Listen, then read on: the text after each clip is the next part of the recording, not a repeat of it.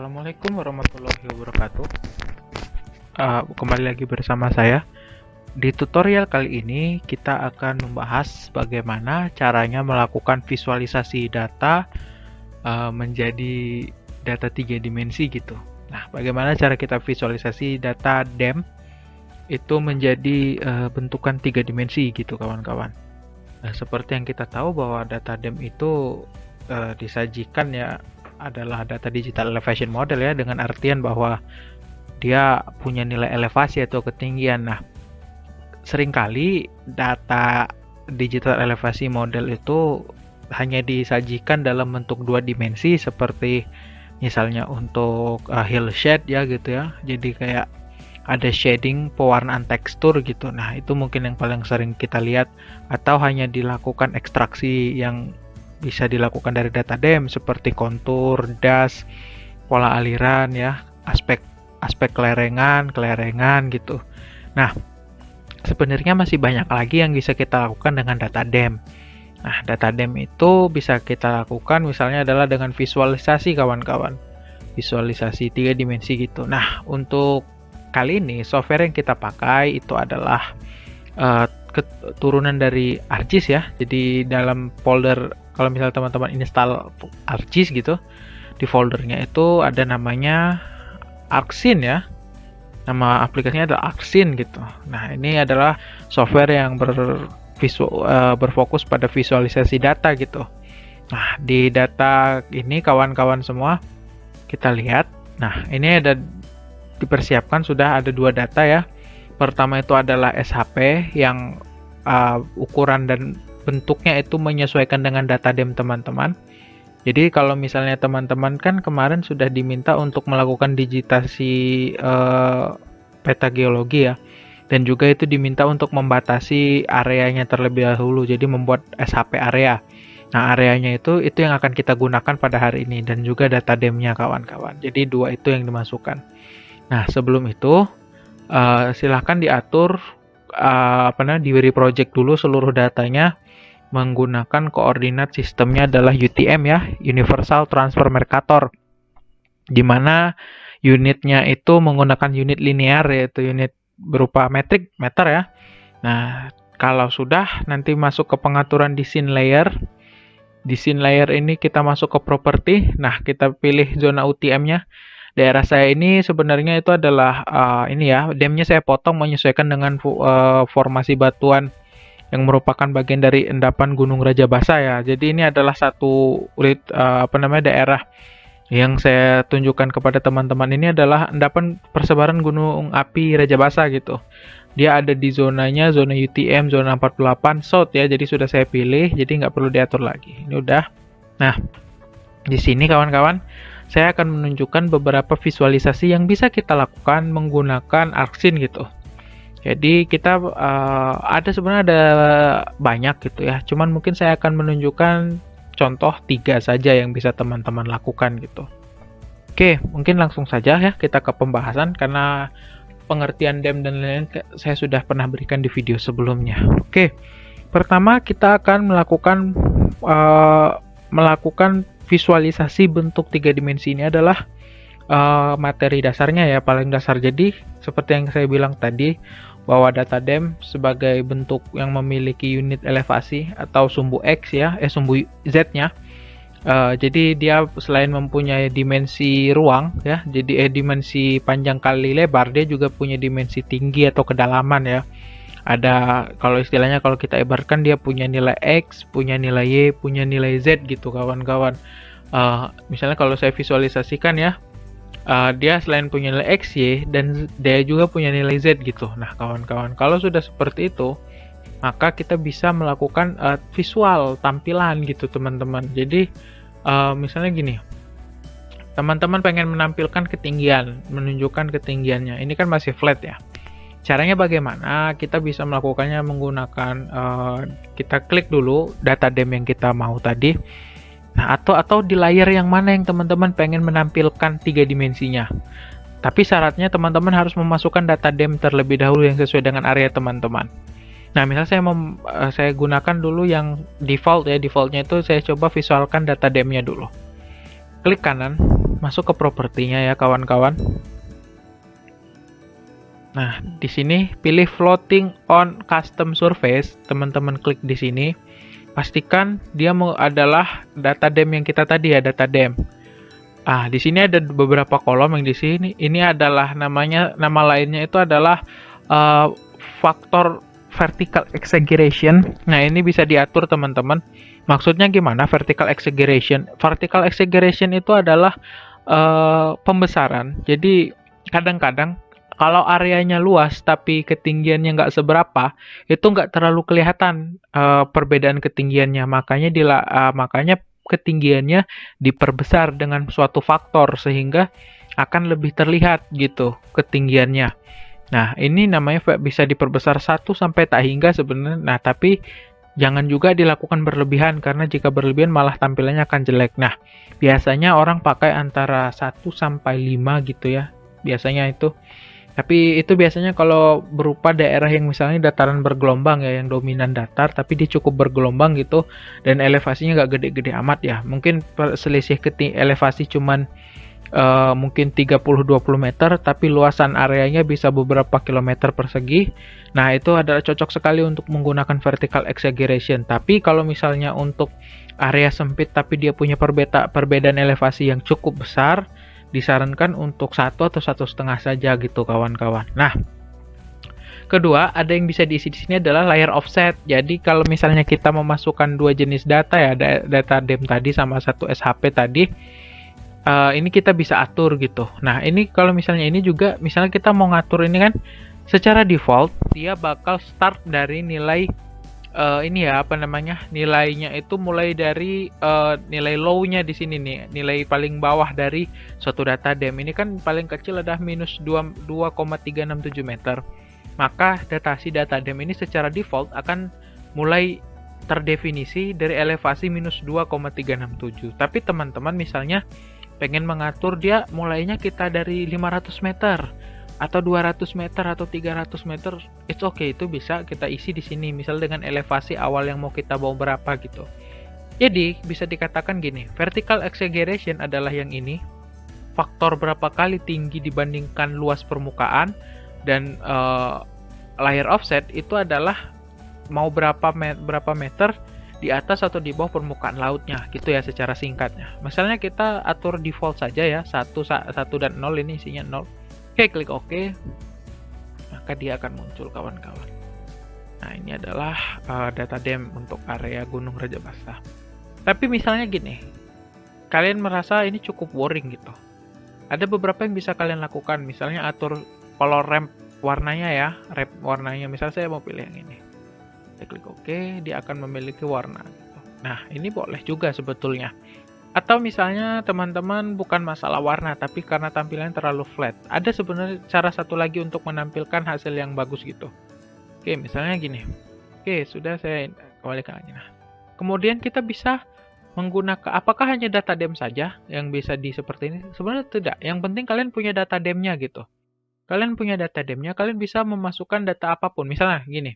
Sekarang kita akan coba menggunakan data hillshade. Jadi hillshade ini itu adalah sejenis data turunan DEM ya. Dia berupa tekstur dari berbagai yang menggunakan arah pencahayaan gitu. Nah, arahnya itu kita isi misalnya 215. Kita klik OK. Oke, dia akan jalan ya. Saya jeda dulu mungkin. Oke, sudah keluar ya. Di mana bang? Nggak kelihatan ya? Dia memang nggak kelihatan karena ini tadi ya, sudah tertutup sama ini tadi. Nah, sekarang kita akan visualkan yang ini ya. Caranya sama, masih klik kanan, masuk ke properti. Masuk ke properti, nanti teman-teman masuk ke base height ya, floating and custom surface. Ingat, pilih data DEM, jangan yang ini ya. Pilih data DEM yang dia yang punya ketinggian. Nilainya sama saja default, kita klik OK. Maka dia akan berganti dengan data DEM. Data DEM-nya kita matikan. Nah, sekarang yang mempunyai teks yang akan muncul adalah hillshade yang sudah kita kasih upscaling gitu ya. Jadi dia udah muncul. Nah, ini adalah Gunung Api Rajabasa. Nah, teman-teman bisa mengamati, mempunyai visual dari Gunung Api Rajabasa sendiri ya. Terlihat di sini ada kawahnya ya. Di sini ada datarannya, ada dataran. Ini ada lerengan ya, ada lereng, kaki lereng ini kaki lerengnya gitu kan. Ini ada kayak lihat nih, ini ada seperti ada beberapa event letusan yang teman-teman bisa lihat. Nih ada letusan ini kan seperti dua event letusan yang saling overlap ya. Jadi ini sudah letus duluan, ini tertimpa sama yang ini gitu kan. Ya, teman-teman juga bisa melihat ada beberapa yang timbul, tekstur timbul di sini ya. Ini bisa melihat lembahan-lembahan teman-teman di sini. Nah, itulah gunanya dari visualisasi 3D. Ini biasa banget kita pakai untuk membantu ketika kita menafsirkan morfologi suatu daerah. Nah, itu adalah nah, teman-teman bisa melakukan ini dengan apa saja, mungkin citra satelit berupa misalnya data Landsat, Sentinel, mungkin mau visualisasi menggunakan citra True Color ya, multiband True Color, composite True Color, atau apapun itu bisa dilakukan. Yang penting teman-teman punya data Raja Basa, mempunyai data TIFF DEM daerah teman-teman ya gitu ya. Oke, mungkin itu adalah satu. Kemudian teman-teman bisa melakukan yang namanya perhitungan volume ya. Jadi teman-teman bisa melakukan perhitungan volume. Nah, sebelum kita masuk ke perhitungan volume, saya akan mengajak teman-teman untuk berkenalan terlebih dahulu dengan algoritma yang akan kita pakai, yaitu namanya above dan below. Oke, misalnya saya ilustrasikan suatu penampang seperti ini kawan-kawan. Saya punya ini terlalu tipis. Saya punya ini garis tebal ya, misalnya seperti ini. Misalnya ini adalah sebuah gunung, dan ini adalah sebuah lembahan, misalnya seperti itu ya. Nah, oke, misalnya kita setel di sini itu adalah ketinggian misalnya 100 meter, misalnya ya. Kita atur ini 100 meter ya. Nah, oke, mungkin di sini adalah 1000 meter, misalnya seperti itu. Nah, sekarang kita akan mengatur, misalnya sekarang kita akan tambahkan data berupa SHP area teman-teman. Tadi kita atur supaya dia layer offset itu nanti akan naik, kita atur dulu misalnya kita mau melakukannya di 100 meter ya. Oke, kita tarik garis 100 meter misalnya. Saya akan tarik garis seperti ini, kayak kasih warna orange. Oke, dah. Ini anggaplah ini adalah garis SHP garis batas tadi, base height yang kita atur. Oke. Algoritma above dan below itu berbeda. Jadi nanti teman-teman harus pandai-pandai memilih mana. Apa itu bedanya? Jadi kalau algoritma above ya, itu gunanya adalah untuk menghitung volume bentukan yang ada di atas garis batas yang kita sudah tentukan. Otomatis yang bisa kita lakukan perhitungkan adalah yang bentuknya yang ini saja ya, yang bentuk lahan positif. Jadi yang kita hitung adalah volume bentuk lahan positif kalau kita pakai algoritma above. Jadi ya gunungnya yang kita hitung volumenya itu yang ininya saja, tidak yang ini ya. Yang kita hitung adalah yang bentuk lahan positif. Tapi kalau teman-teman menggunakan algoritmanya below, maka teman-teman akan menghitung volume cekungan atau bentuk lahan atau morfologi negatif ya. Seperti danau, sungai, atau empang, kolam, ya saya nggak tahu, bukan yang bagian badannya, bukan. Jadi kalau misal teman-teman berkaitan sama bentuk lahan positif yang sifatnya gundukan, volume yang dipakai itu menghitungnya menggunakan algoritma above. Tapi kalau misalnya yang menggunakan untuk menghitung volume suatu cekungan atau bentuk lahan negatif, morfologi negatif, itu teman-teman menggunakan below. Seperti itu ilustrasi yang mungkin sudah saya berikan kepada teman-teman ya. Oke, sekarang kita akan lakukan perhitungan tadi ya. Oke, tadi kita mulai lagi. Oke, semuanya. Sekarang kita akan lihat. Gunung Raja Basa itu elevasinya kita mulai dari ini ya. Dari -2 sampai 1234 ya. Nah, misalnya teman-teman mau menghitung volume Gunung Raja Basa. Misalnya saya mau ngitung volumenya itu dimulai dari ketinggian 100 meter di atas permukaan laut. Caranya berarti adalah bagaimana ini sih volumenya kalau misalnya Gunung Raja Basa ini dia dari 0 sampai Dari 100 sampai 1234, kira-kira berapa volume gunungnya? Karena misalnya kita mau ngitung berat gunungnya gitu. Oke, misalnya gini, gunung itu teman-teman anggap densitas rata-ratanya sudah ketemu sekitar 2,5 gram per cm kubik. Sekarang kita perlu volume dong kalau kita pengen menghitung berapa massa gunung itu. Nah, anggaplah misalnya benar-benar gunung itu dimulai itu ketika dia mulai terlihat sekali morfologi itu gunung itu di ketinggian 100 meter misalnya. Berarti kita akan mulai menghitungnya dari elevasi 100 sampai elevasi tertinggi. Nah, sekarang kita lihat bagaimana cara menghitungnya. Pertama, kita atur dulu set batas ya. Kita masuk ke properti, kita atur dulu batas dari si batas ketinggian supaya kita tahu di mana kira-kira nanti batas. Oke. Masuk ke area SHP batas teman-teman ya, bukan DEM-nya, bukan untuk itunya. Ya, kita masuk, yang ini ya, yang kita mainkan yang ini sekarang. SHP area teman-teman. Itu klik property.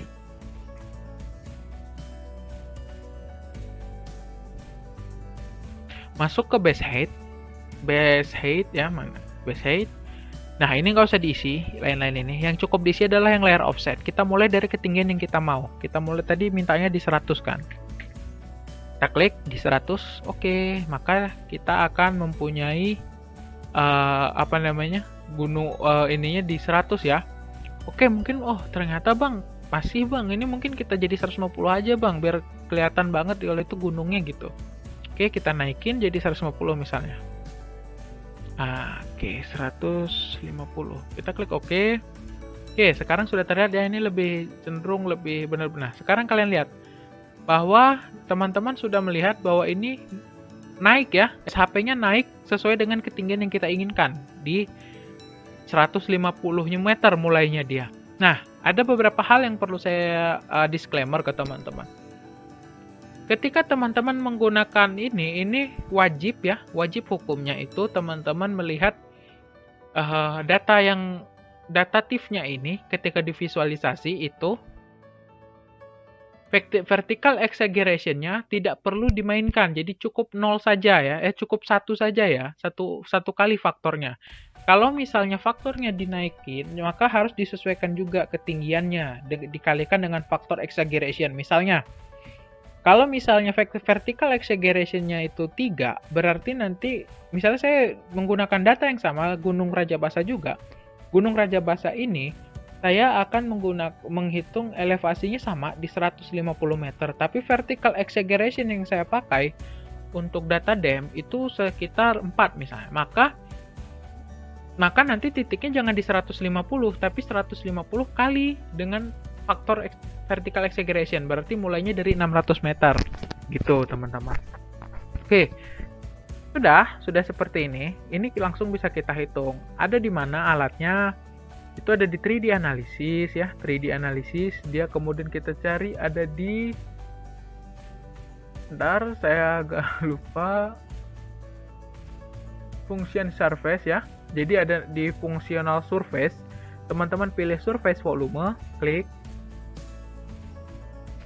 ya, jadi diklik surface volume, masukkan data DEM ya, Rajabasa TIFF tadi, masukkan juga output tempat penyimpanan. Oke, kita masukkan tempat penyimpanan ya. Saya akan simpan di modul namanya foldernya modul 7. Teman-teman bisa simpan di mana saja. Tapi saya sarankan untuk ditaruh di folder tertentu gitu. Misalnya saya kasih namanya volume gunung misalnya. Saya kasih nama volume gunung. Klik save ya. Tempat penyimpanan udah ada. Algoritma dipilih seperti yang saya bilang tadi, antara above dan below. Pilih above ya, karena kita akan menghitung volume gunung bentuk lahan positif, bukan below yang untuk bentuk lahan negatif.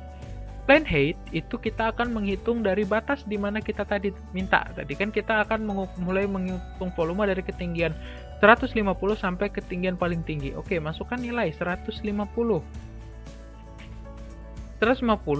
Z faktornya sudah tidak usah diutak-atik karena kita tidak menggunakan Z faktor. Kalau sudah, kita klik OK biar menghitung. Nah, kalau sudah, klik yang bentukan tabel list by source, klik. Maka teman-teman akan mendapatkan satu data di sini. Data ini nggak akan terlihat kalau teman-teman nggak pakai yang di sebelah sini ya. Jadi nggak ada di sini. Di sini dia.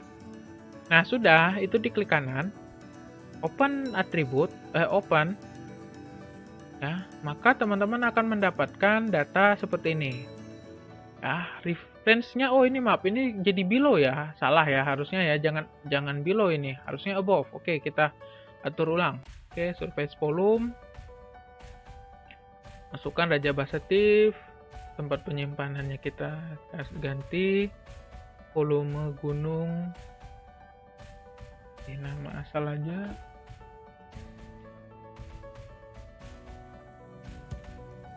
gunung ya, kita save. Polgarma above, ininya 100, mulai dari 150 ya, jangan below ya. Oke, kita klik OK, perhitungan masuk, balik lagi ke list by source, volume gunung yang baru ya, kita open. Oh, referensinya above ya, udah benar, maka akan didapatkan volume. Ini volumenya ada dalam bentuk meter kubik ya kawan-kawan ya, meter kubik M pangkat 3. Jadi kita akan lihat berapa ini. Ini adalah ribuan, juta, miliar. Berarti sekitar 27 miliar kubik ya. Berarti nanti bisa dikonversi berapa kilometer kubik. Nah, ini nanti bisa teman-teman kaliin sama densitas, maka akan didapat berapa ini ya. Berapa kilo nanti gunung itu masanya ya. Silahkan dilakukan saja nanti. Oke, seperti itu ya. Menghitung volume. Saya contohkan untuk bentuk lahan positif. Nanti kalau misalnya teman-teman punya bentuk lahan negatif, misalnya teman-teman punya bentuk lahan berupa ini, punya berupa danau, bisa dilakukan hal yang sama ya. Jadi dimulai dari ketinggian berapa mau dihitung danau itu. Misalnya bibir danau itu dimulai dari ketinggian misalnya ketinggian elevasi 100 meter atau 250 meter. Berarti mulainya dari 50 meter, pilih algoritmanya below ya, gitu aja nanti. Nah, oke, mungkin seperti itu yang untuk bentuk untuk visual menghitung volume ya. Nah, kalau sudah menghitung volume, apalagi yang bisa kita lakukan? Visualisasi 3D tadi ya, tidak hanya berupa ini tadi kita cuma menggunakan heelset, tapi bisa seperti saya bilang tadi, bisa apapun yang teman-teman mau gitu ya. Oke, misalnya kita ini dulu, jadikan 0 dulu supaya nggak mengganggu. Oke, sekarang kita akan menggunakan tampilan yang agak bagus sedikit. Mungkin kita pakai spatial analysis ya. Kita akan coba buat kontur gitu ya. Buat kontur, kawan-kawan, masukkan data dem. Pilih kontur interval, misalnya saya masukkan kontur intervalnya itu adalah 10 misalnya. Oke.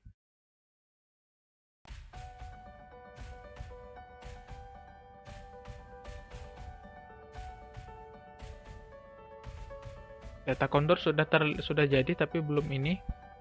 Warnanya mungkin kita akan atur jadi warna merah ya. Klik OK. Nah, sudah, kita masuk. Sama ya, kalau mau visualisasi 3 dimensi cukup masuk ke properti, base height-nya diatur, floating windows-nya diatur jadi data dem kita tadi ya. Oke, kita mulai. Maka seharusnya dia akan muncul ya kalau tidak ada kesalahan. Ya, ini mungkin karena datanya gede ya, berat ya, karena banyak sekali garis di situ nanti. Ya, kalau error pun nanti akan saya coba record ulang gitu. Oke, ini sudah terlihat. Saya matikan data raja basahnya, juga data ininya, dan ini ya, kita sudah mempunyai visualisasi kerennya ya, kawan-kawan, berupa garis kontur gitu ya. Ini adalah garis kontur kalau kita visualisasikan dalam bentuk 3 dimensi gitu. Terlihat ya, kalau misalnya area yang nih, ini adalah kaldera ya, lihat nih, ada bentuk cekungan gitu kan, terlihat ya. Bentuk ada punggungan-punggungan ya, punggungan-punggungan di sini. Lihat, ada yang daerah yang datar, ada yang daerah yang curam banget. Ini bisa dipakai teman-teman misalnya yang suka-suka mendaki ya. Nih ada misalnya, lihat ini.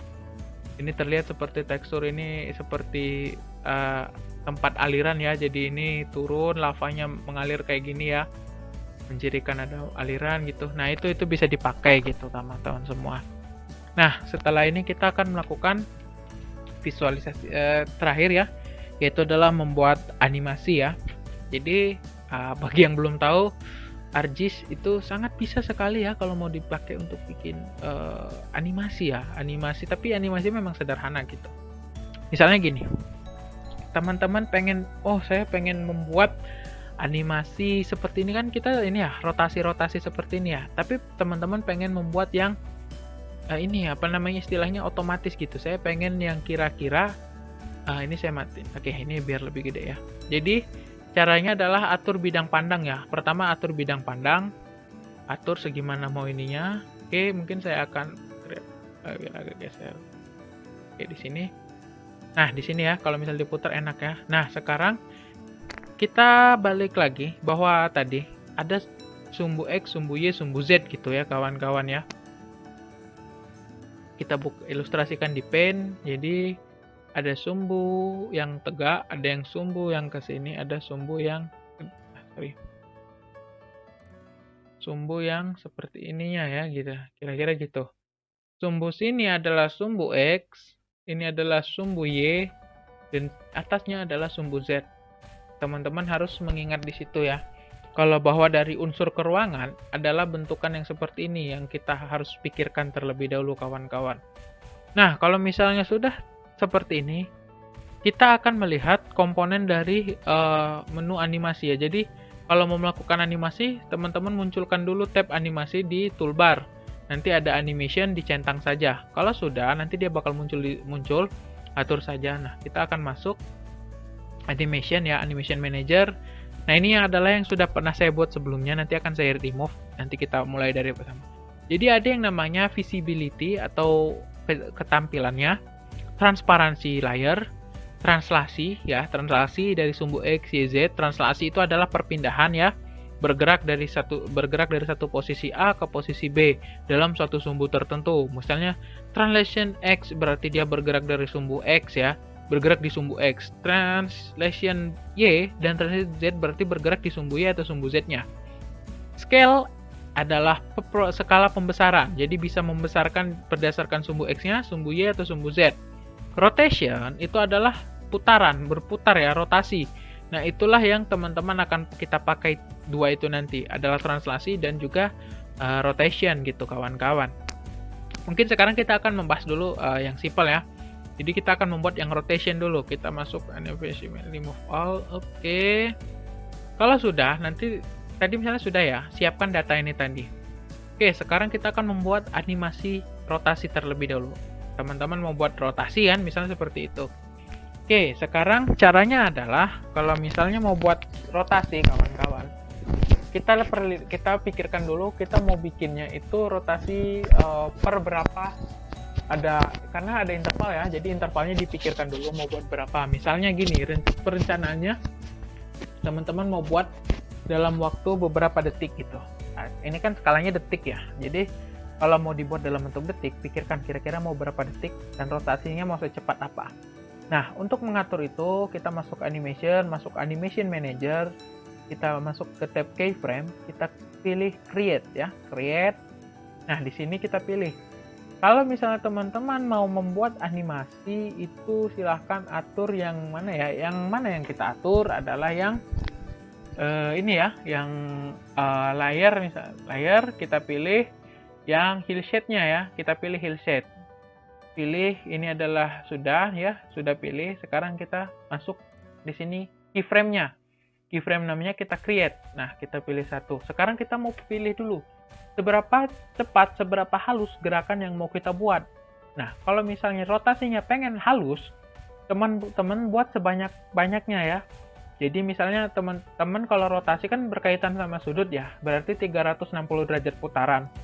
Mungkin teman-teman mau atur jadi 360 itu dibagi jadi misalnya per 15 derajat, per 10 derajat, per berapa, suka-suka teman-teman aja. Misalnya saya atur untuk contoh ya, kalau misalnya makin cepat, makin dikit misalnya cuma per 90 derajat gitu, jadi kan cuma 4 keyframe yang kita buat. Itu akan sangat cepat nanti perputarannya. Tapi kalau mau makin halus, banyakin tuh keyframe-nya. Keyframe-nya misalnya 360, kita bikin 36. Jadi ada 10 per 10 derajat rotasinya itu. Waktunya juga agak lambat, 10 detik misalnya. Itu bakal pelan dia, tapi akan kelihatan halus gitu. Jadi suka-suka teman-teman. Oke, misalnya saya akan bikin 10 derajat ya. 10 saja misalnya. 10, 5 ya, 5, 6, 7, 8, 9, 10. Oke, close. Nah, sekarang saya akan atur ini kan adalah sekitar berapa ini nanti. Nanti waktunya bisa kita atur. Nah, sekarang kita akan menggunakan rotation ya, rotasi dulu. Di rotasi, ini kita akan atur di sini, rotation Z saja. Teman-teman boleh kalau mau mengatur rotasi dari mana saja, tapi kalau untuk rotasi yang perputaran ya, itu cukup Z saja yang diatur. Oke, karena saya ada 10, dibagi 360 berarti ada per 36 ya. Misalnya saya atur di sini 36, kemudian 72, oke, kemudian 72 berarti berapa nih? 108. Kemudian 144. Oke, akan saya skip ya bagian pengisian biar waktunya nggak lama. Oke, sudah saya isi ya. Jadi udah, kita akan menggunakan per 36 derajat. Kalau sudah, update ya, di-update saja. Oke, sudah. Ini layer track pastikan nyala. Ini udah benar. Kita close. Nah, sudah. Kalau sudah, kita atur lagi. Misalnya kita mau segini ya, jarak pandang. Kita klik bagian ini, Open Animation Panel. Panelnya bisa digedekan, bisa dikecilin ya. Ini bisa untuk ngatur waktu. Oke, kita atur waktu misalnya 5 detik saja. Nggak usah terlalu lama. Oke, kalau sudah, kita kecilin opsionalnya. Kita klik ya, play. Oke. Itu tadi adalah ada kesalahan teknis ya. Jadi yang teratur malah endapan Gunung Api Raja Basahnya ya. Oke, salah ya. Harusnya yang putar adalah yang hillsetnya. Maka kita hilang, kita akan atur lagi dari awal. Animation ya, ini tadi salah saya. Oke, kita remove all ya. Kita create ya. Kita create, kita pilih adalah harusnya yang hillset ya kawan-kawan ya. Hillset kita pilih. Ini kemudian keyframe-nya kita create ya. Oke, udah kita create lagi. 1, 2, 3, 4, 5, 6, 7, 8, 9, dan 10. Oke, sudah, kita hilang, close. Date ya, ini yang track kita lihat, yang satu kita reading. Jadi yang aktif adalah 2 ya. Nah, kalau misalnya tadi ada kesalahan, mohon maaf ya tadi ya. Kita atur lagi rotationnya, kita isi 36, 72, 108, 104, 80, 216, 252, 288, 324, 360. Oke, update udah tadi, kita close. Sekarang kita masuk lagi ke jendela, atur. Nah, sekarang dia sudah gantian, dia yang muter ya, yang bener ya. Nah, dia akan balik lagi ke posisi awal. Oke, kita perbesar, kita atur posisinya di sini. Mungkin agak kita tilting ya, jangan terlalu datar. Nah, seperti ini. Terus kita atur posisinya segini. Nah, di sini. Sekarang kita coba lagi cek, atau kita perlahankan ya, jangan 5 detik, jadi 10 mungkin. Dan sekarang kita mainkan, update. Nah, ini kita bisa matikan saja. Lihat ya, seperti ini dia. Nah, itu akan berputar ya dia ya, 10 detik gitu. Oke. Mungkin misalnya teman-teman mau lebih cepat, misalnya 1 detik ya misalnya, nggak apa-apa, 1 detik tuh nggak masalah. Kita klik, dia cepat banget. Nah, sekarang kita misalnya isi jadi 20 detik misalnya. Oke, menikmati ya misalnya ya, kita option. Nah, dia akan jalan. Sorry, pencet search ya, jadi. Oke. Nah, dia akan gerak seperti ini, akan berputar ya. Seperti itu. Nah, sekarang video ini kawan-kawan, ini bisa kita ekspor. Jadi kita ekspor ya. Caranya adalah klik animation, kita akan cari export animation. Export, pilih tempat penyimpanan ya, seperti biasa kalau mau ekspor video gitu. Pilih misalnya saya taruh di volume G, saya taruh di project movie misalnya kan. Saya atur misalnya namanya Raja Basa misalnya. Formatnya cuma bisa milih satu yaitu AVI ya, nggak apa-apa. Ekspor. Nah ini kompresornya diatur ya sama mereka ya, mau gimana gitu. Kita kompres quality-nya mungkin kita atur di default nggak apa-apa ya. Kalau saya mau coba-coba aja 50 misalnya. Oke, Microsoft Video ada pilihan ya, mau pakai yang mana gitu. Misalnya saya pakai yang ini. Kita klik OK ya. Oke, tidak bisa. Kalau tidak bisa, ulang lagi ya guys, ekspor ke tempat penyimpanan. Saya atur di tadi project movie. Raja Basa saya atur. Bisa ekspor.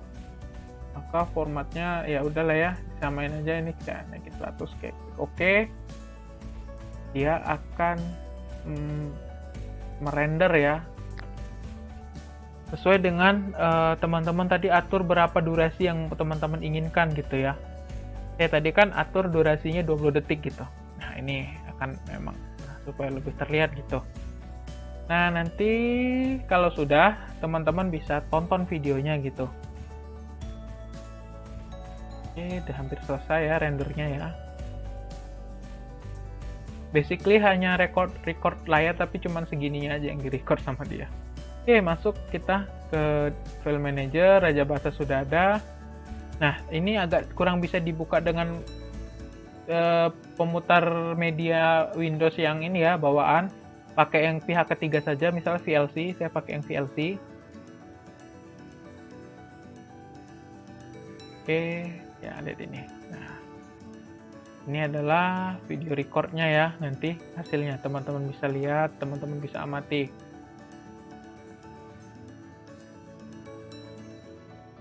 Memang tidak ada suaranya ya. Nanti kalau mau edit bisa diedit di software pengedit video ya, Filmora atau Adobe Premiere Pro ya, atau After Effects, suka-suka teman-teman. Tapi itu saja nanti output yang saya minta dan juga aspek yang lain ya.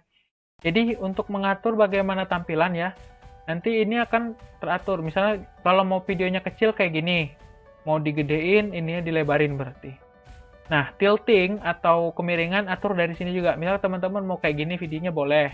Atau mau agak seperti ini juga boleh. Atau mau agak seperti ini juga boleh. Jadi atur di sini dulu. Kalau sudah atur durasi, baru teman-teman nanti ekspor di sini ya. Nah, kalau sudah seperti itu bisa langsung teman-teman simpan gitu. Nah, gambar 3D juga bisa disimpan gambar saja gitu.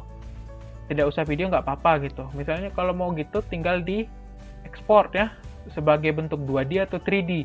Kalau 2D jadi misalnya PNG, JPEG, dan lain-lain. Kalau 3D harus menggunakan software tertentu untuk membukanya. Itu bisa teman-teman pilih.